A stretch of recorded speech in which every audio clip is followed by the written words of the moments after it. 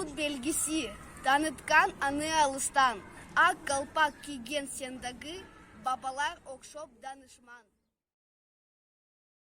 Саламатсызбы? А сиз билесизби, ак калпак күнү кайсы күнү белгиленет? Kırgızстanda kapak günü 5. Mart'ta belirlenir.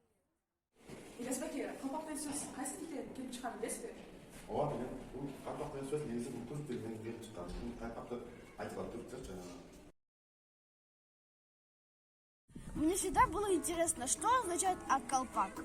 Аиза, расскажи мне, пожалуйста, про этот головной убор. Конечно, давай, смотри. Ак-колпак – это национальный головной убор кыргызского народа.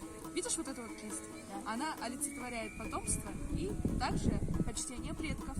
А эти узоры олицетворяют семейное древо.